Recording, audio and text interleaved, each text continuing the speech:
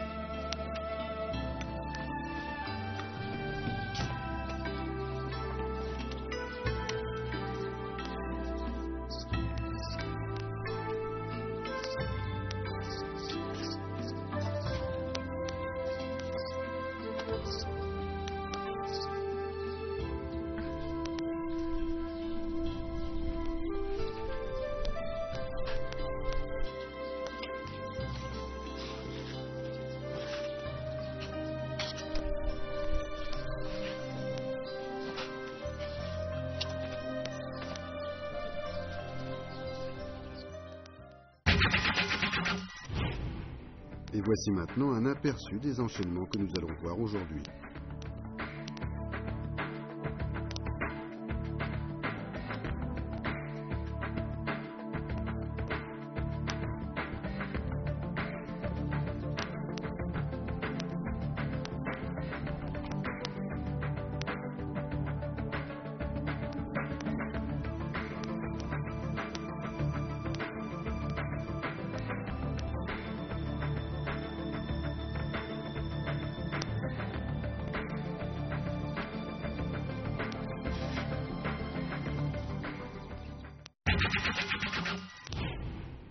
Voici l'enchaînement du coup de pied retourné.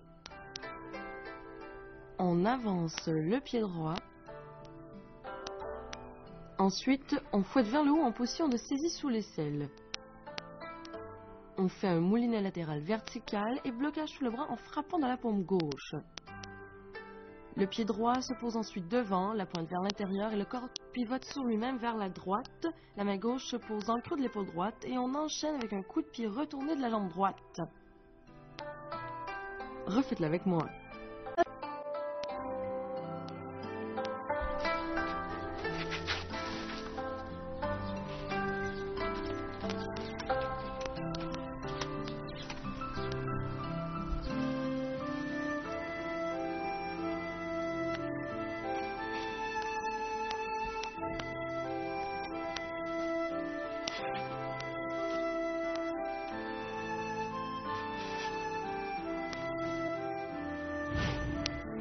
Dans cet enchaînement se trouvent plusieurs techniques de base. Saisie sous l'aisselle.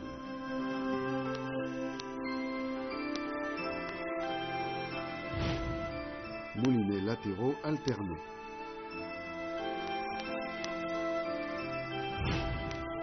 Et coup de pied retourné.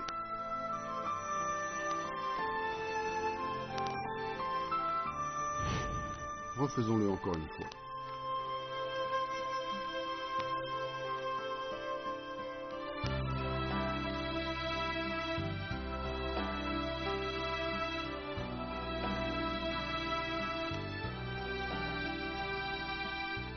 Le cheval sauvage saute la rivière. Position fixe, le nunchaku dans la main droite en saisie double. On avance le pied droit et on fouette vers le haut en position de saisie sous l'aisselle. On lève le genou gauche, on saute du pied droit et on fait un moulinet latéral alterné à gauche puis à droite et on bloque sous le bras en frappant de la paume gauche. Refaites-le avec moi.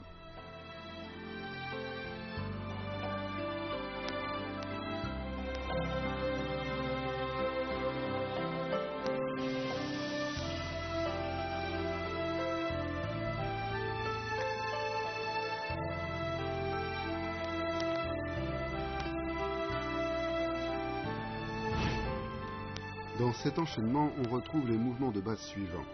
Blocage sous le bras.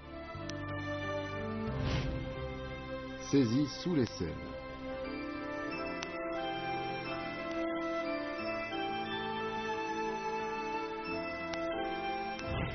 et moulinets latéraux alternés.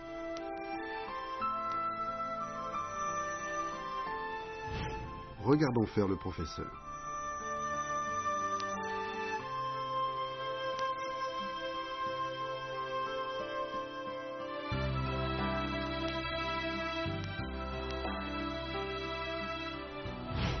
Pour l'enchaînement du coup de pied retourné, pendant le coup de pied, gardez bien votre équilibre. Il faut émettre la force au moment où la jambe se déploie et la réception au sol doit être stable.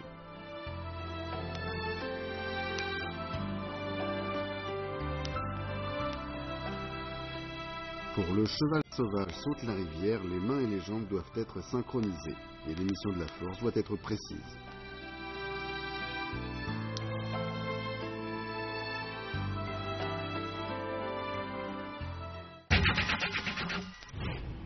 Voici maintenant l'enchaînement, la foudre et la tornade. Position fixe, le nunchaku dans la main droite en saisie double. On avance le pied droit et on fouette vers le haut en position de saisie sous l'aisselle. On avance le pied gauche et on fait pivoter le corps sur lui-même vers la gauche. La main droite fait une rotation au-dessus de la tête tout en continuant la rotation du corps et on effectue ensuite une frappe oblique vers le bas à gauche. Ensuite, dans l'autre direction, on avance le pied droit et on pivote le corps sur lui-même vers la droite et on exécute une frappe oblique vers le bas à droite. Refaites-le une fois avec moi.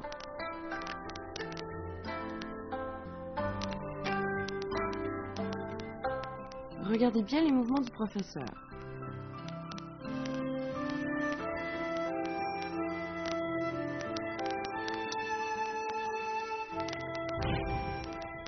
Dans cet enchaînement, on trouve les techniques de base de saisie sous l'aisselle,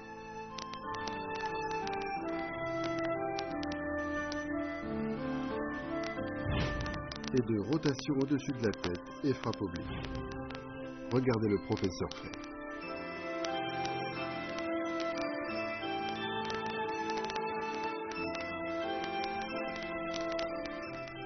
Voici maintenant l'enchaînement de l'anéantissement total. Position fixe, nunchaku dans la main droite en saisie double. On avance le pied droit et on fouette vers le haut en position de saisie sous l'aisselle. On lève le genou gauche et on frappe obliquement en bas à gauche. On pose ensuite le pied gauche devant et on avance le pied droit avec lequel on saute en se retournant tout en faisant une rotation au niveau de la tête. On bloque le bâton sous le bras et on frappe de la paume gauche en position du cavalier. Refaites-le une fois avec moi.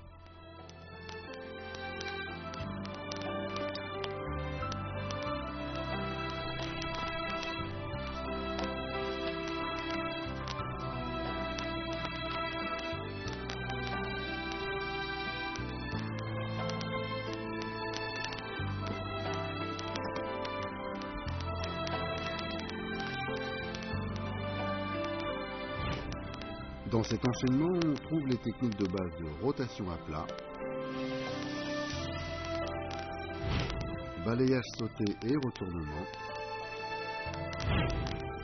et rotation au-dessus de la tête et frappe oblique. Regardez faire le professeur.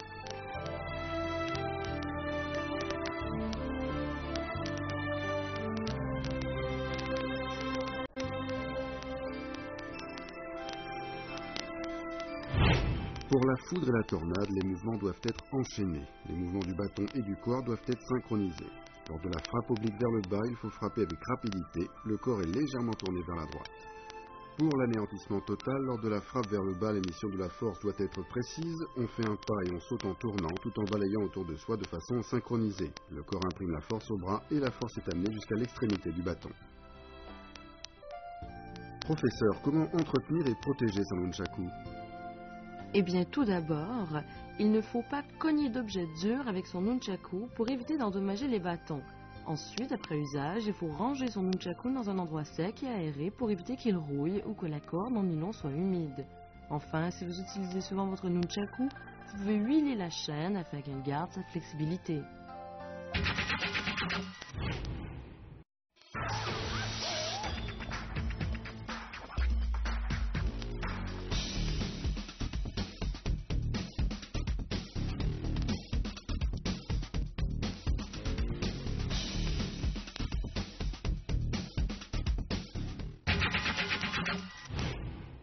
Chers téléspectateurs, le nunchaku vous paraît difficile?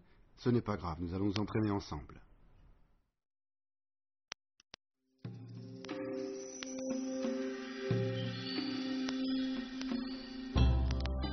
Revoyons maintenant ce que nous avons appris aujourd'hui.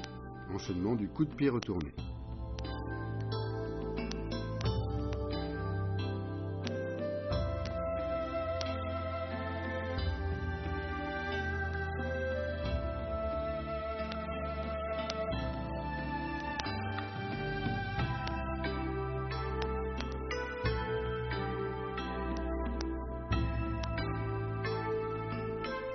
Le cheval sauvage saute la rivière.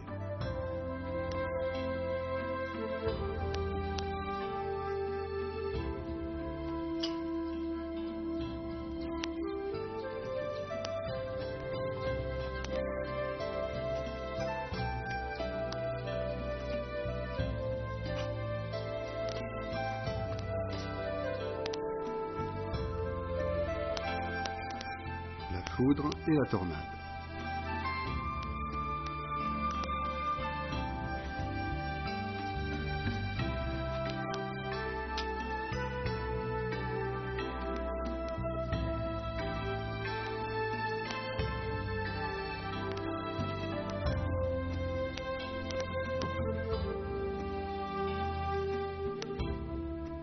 L'anéantissement total.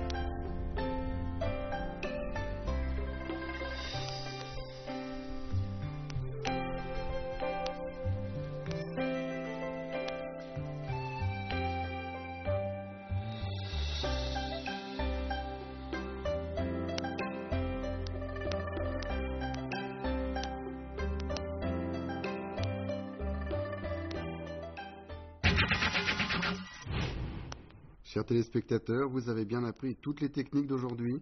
J'espère que vous vous entraînerez sérieusement. Professeur, la prochaine fois nous allons apprendre de nouveaux mouvements? Oui. Je suis impatient de les découvrir. Chers amis téléspectateurs, il est maintenant temps de nous quitter. Rendez-vous la prochaine fois. Au revoir.